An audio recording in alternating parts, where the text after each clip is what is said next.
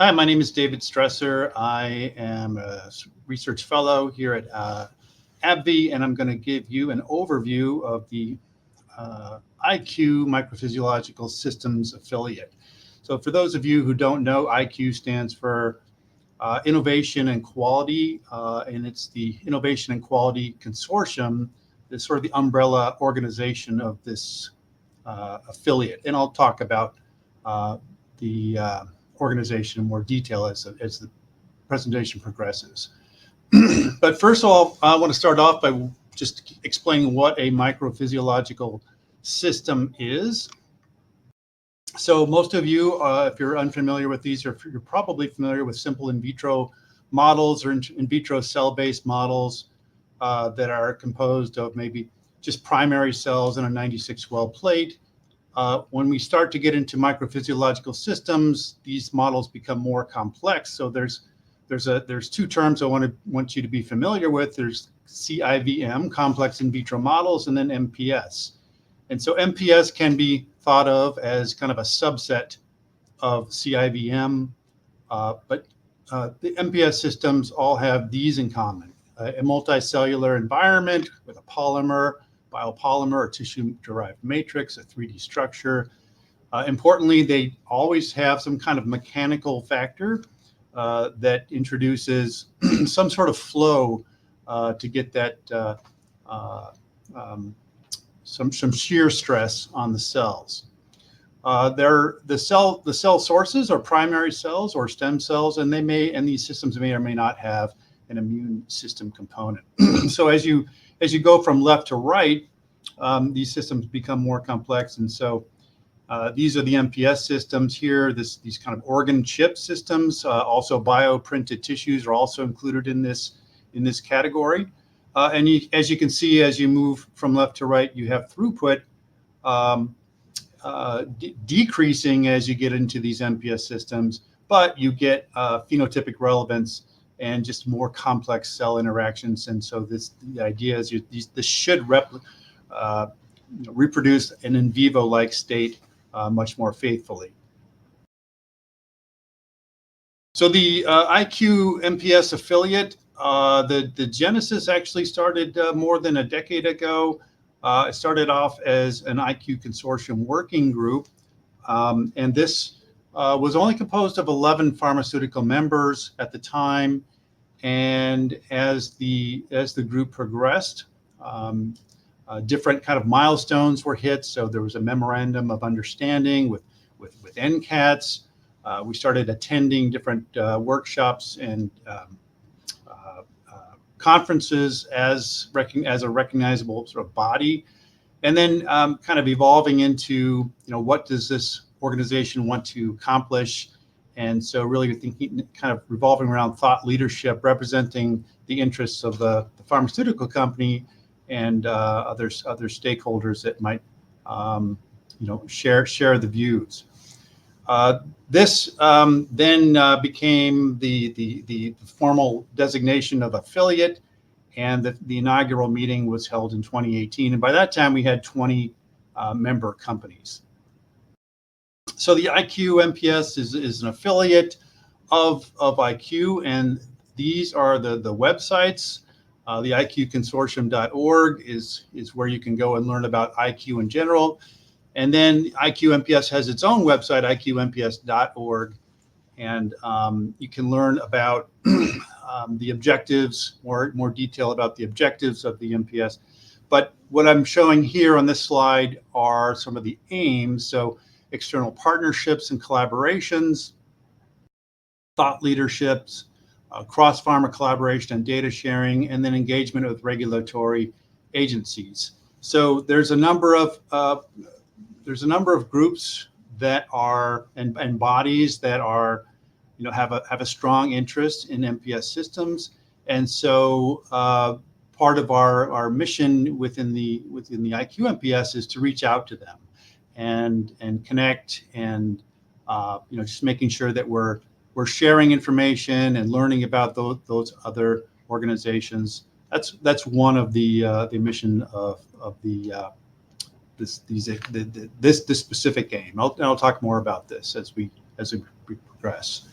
Thought leadership, and the term mostly in the form of publications, cross-pharma collaboration, and data mining. This is just the IQ-MPS is structured under a legal umbrella that allows sharing of information between the companies who are members of the consortium, and it also allows us to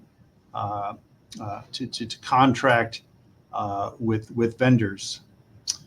And then the regulatory engagement aim is to stay connected to regulatory bodies such as the FDA, and making sure that we're sharing ideas and learning more about their goals as well in terms of progressing the field of MPS. So member companies, 26 member companies as of 2025, and this is a list. And the member companies have, there's 2 steering committee members per company, but also there are a number of folks in those organizations that are participating in some of the different work streams. And so over 150 altogether. The background of most of these folks are from drug safety, 3Rs, ADME, which is where I'm from, and PKPD. This is the executive steering committee. So 4 really talented folks right now. We kind of every year we vote on a new vice chair elect, and so Phil Hewitt from Merck, Kim Homan from Genentech, Rhiannon David from AstraZeneca, and Anya Kopek from Pfizer are the current members of the executive committee. And Rhiannon and Phil are both located in Europe, so we have a good representation across the pond there.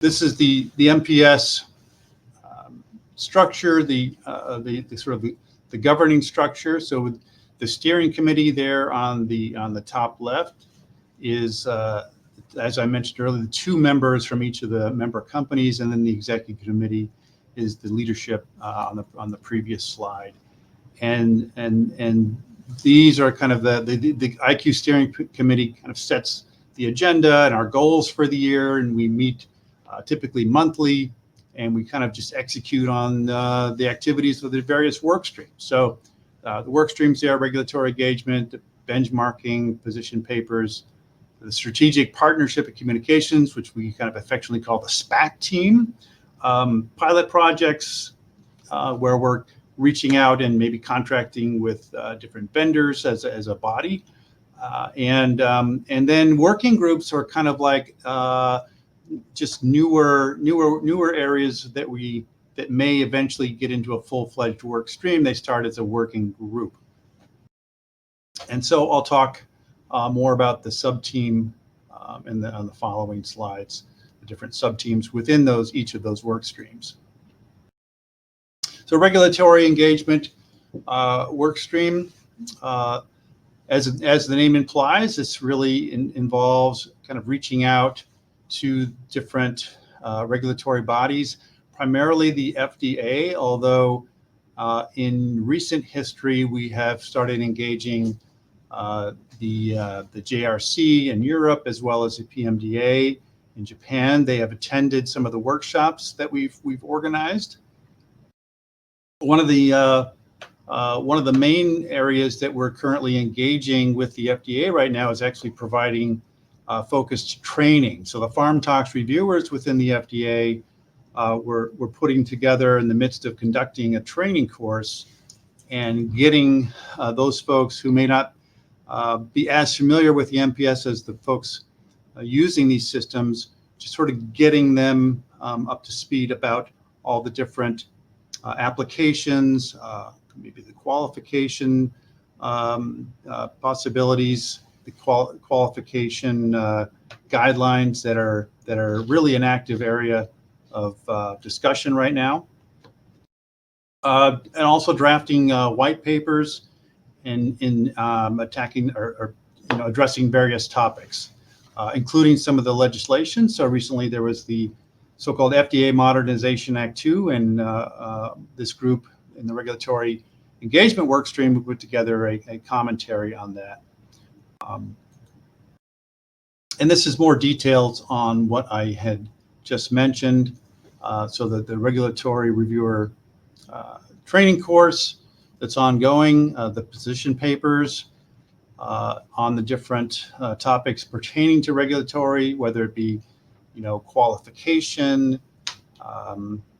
There's some work going on right now about the value of animal-based MPS, animal cell-based MPS. Although most of these systems involve human cells, it's our belief that the importance of animal cells is maybe overlooked, as these can provide sort of a bridging system to understand what's happening in an in vivo situation.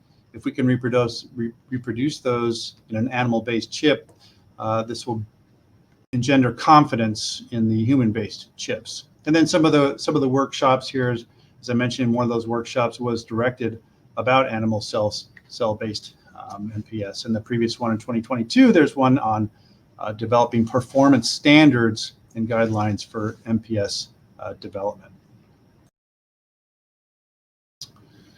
As I mentioned, EMA and PMDA have attended some of the recent workshops, and so we're broadening our outreach to our colleagues beyond the FDA. And this is some of the activities of the publication work stream. We've published a number of papers, generally focusing initially on the different organs, so organotypic manuscripts, and each manuscript has these in common. So this is kind of the general framework on the bottom, on the left there. What are the models? What are the cell types that go into these systems? Some of the features. What are the COUs, or contexts of use, that are often used with these different systems, and also a list of the compounds that might be used to qualify and pressure test the various test systems that are available. And so you can take a look at those just by using the PubMed ID there, and learn more about that work. We've also engaged in a number of surveys. So 2 surveys actually, from 2019 and then 2021. This latest survey was published last year in Drug Metabolism Disposition, and the objective really was to just survey pharma companies to see, how prevalent are these systems, what organ tissues are of interest, what groups within pharma companies are using the MPS. And so the outcome was that safety, followed by ADME and pharmacology, with mechanism of action and screening, were the predominant context of use for these systems. In terms of what organ systems were the most popular, those are on the bottom right. So liver, GI, kidney, CNS, blood-brain barrier, cardiovascular, and lung. And so interestingly, over the course of the 2 to 3 year gap between the surveys, that rank order did not change. So liver continues to be probably the most prevalent MPS system. The pilot project work stream. This is a work stream where we can get together within the members and discuss, research objectives. We vote on these, and we will put together an RFI, a request for information, and solicit vendor proposals for those companies that kind of met the initial criteria, and we will get together and award a contract with the winner of the request for proposals. And so this is a way that we can all work together, and as a body of different pharmaceutical companies, and contract with an area context of use that's of interest across most of the member companies. And so NuCells and Altus are vendors that have recently been contracted. So this is another description of that process, and all this information appears on our website, the iqmps.org, and it kind of just goes into more detail about the process of how those contracts are awarded. So the SPAC team, these were, as I mentioned earlier, this is really just aimed at connecting with other bodies out there that have interest in MPS. There's several of them, and working in these microphysiological systems. And this is a way to kind of just reach out to them, making sure that we're talking and that they also hear what's going on with us. An important area that the SPAC team covers is engaging with an organization called the 3RC, 3R's Collaborative. It's a fantastic organization. You can learn more about that. Their website is 3rc.org, I believe.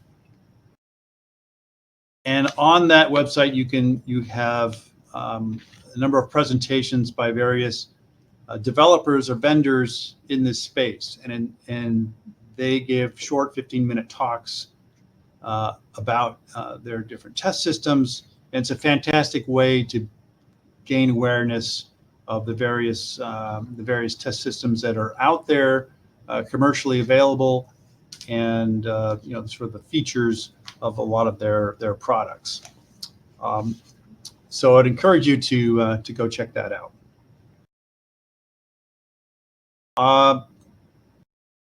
The other, with the website, we encourage you to follow our website as well as our LinkedIn page, and so you can find us, and I'll show you that information, how to reach us, in just a few moments here.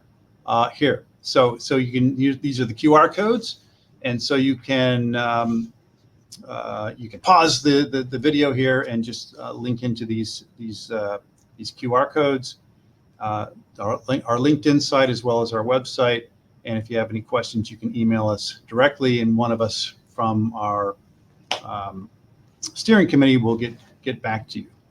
I will just cover some of the slides in the appendix that kind of reference what's on reference some of the information that I spoke about. So here's the LinkedIn page and some of the information that you can find there. The workstream manuscripts, these are the titles, so you can take a look at those and find more information if you choose to, if you'd like to go review those papers. And then the organotypic manuscript. This is a list of the organotypic manuscripts. And then the webinar series that is on the 3R's Collaborative, and the topics that you can find and the approximate date. So these are all videos that are accessible, 15-minute webinars from various vendors on the different topics that you see here. And lastly, wanted to acknowledge the great people at Faegre & Drinker, who is the law firm that where the IQMPS is housed under. And so just want to acknowledge the great support that we're getting from Faegre & Drinker. And with that, I will conclude. Thank you much for your attention.